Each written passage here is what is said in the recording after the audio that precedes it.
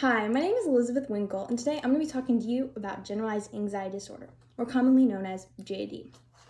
Did you know that 6.8 million people in America alone are currently diagnosed with generalized anxiety disorder? Yet, only 43.2% of these people are currently receiving treatment. This fact from the Anxiety and Depression Association of America is startling but true. GAD affects many people and is very common. Consider these following anxiety-related questions. Do you wake up in the morning already worrying about what lies ahead in the day? And you find yourself staying up late at night worrying about what you could have done wrong today and what could possibly go wrong tomorrow? These feelings of anxiety are a normal reaction to stress. But if anxiety starts to interfere with your life, you could be suffering from GAD. Trust me, I know how it feels to be anxious all the time, and I know the impact that GAD can have on your day-to-day life. And because I've personally experienced GAD, I want to let you know about the important and basic information regarding this topic. And GAD and anxiety in general affects many people worldwide. Knowing the important information and staying up to date is just a simple way that you can further your own knowledge on this really important topic. The four main points to consider when learning about GAD are the definition, the symptoms, the treatment for these symptoms, and the application of the information you just learned. To start off with the definition. Generalized anxiety disorder is categorized as an anxiety disorder and is one of the more common ones that we see in people. In fact, a 2019 survey by the National Center for Health Statistics showed that over 15% of people surveyed had experienced feelings of anxiety in the past 2 weeks. In fact, over 5% of these feelings of anxiety were moderate to severe, which is characteristic of GAD. Generalized anxiety disorder is often characterized by constant turmoil and anxiety in your life. Generalized anxiety disorder can have a variety of causes, but to you it might seem like there's no apparent cause for your anxiety. It can also express itself in a variety of symptoms. The next thing to consider is, of course, the symptoms of generalized anxiety disorder. Symptoms of GAD tend to be categorized into two main categories. The first being the more mental symptoms, and the second being the more physical symptoms. Mental symptoms for GAD tend to be things like nervousness, of course, and anxiety, overthinking, indecisiveness, restlessness, feeling on edge, and angering easy, things like that. Some more physical symptoms tend to be things like fatigue, stomach aches, shaking, sweating, things like that. Symptoms tend to have a large impact on people's lives, and you know that you have anxiety when you feel these sorts of symptoms. While these symptoms might be very uncomfortable and unpleasant for many people, there's a variety of options for treatments. The next thing to consider when talking about GAD is, of course, the treatments. Treatments tend to fall into three categories. The first being therapy, psychotherapy, the second being medication, and the third being self-wellness.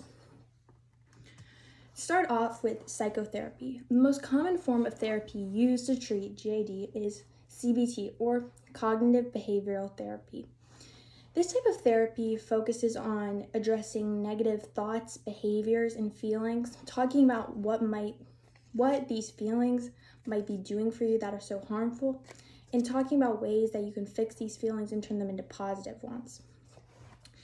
This form of therapy tends to have more short-term treatments, but does have a lot of success for many people.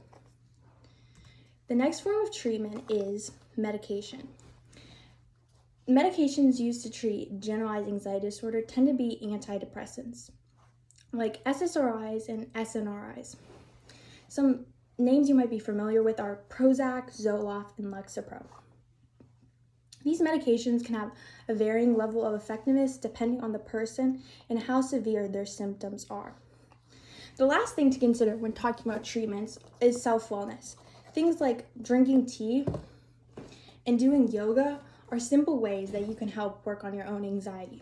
Some other things you can do is going on a walk with a pet, eating healthy, listening to music you might like, and just taking time to really just relax and focus on yourself. The last thing to consider when talking about generalized anxiety disorder is the application for the information that you just learned.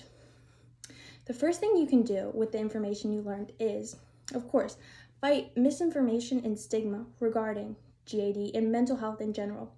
Once you know the facts, it's really easy to spot misinformation. By helping get rid of misinformation, you're creating a more healthy environment for people, all people, and specifically people that might be suffering from GAD. Another thing you can do with the information you just learned is help spot anxiety in loved ones and friends and help possibly get help and treatment for them. The last thing you can do is just gain a new perspective and new outlook on life with the information you learn. Once you know about the struggles of others, it's easy to recognize them and just apply that look and outlook on life to your own life. As I said earlier, generalized anxiety disorder is very common and affects 6.8 million adults in America alone. Knowing the facts is just a really simple way that you can further your own knowledge regarding GAD, and this is just really an important mental health topic, so it's important to stay informed. Some of the important topics to remember regarding GAD are: first, the definition, remember, persistent feelings of anxiety. And the second is the symptoms, both mental and physical. The third is treatments, therapy, medication, and self-wellness. And last is the application, how you use this information in the real world. I hope you enjoyed my speech and hopefully you've learned some more information. Remember, anxiety, and specifically generalized anxiety disorder, affects many people worldwide, and it can impact everybody's life in one way or another. Staying informed is just a simple way that you can fight misinformation and just stay up to date regarding this important topic.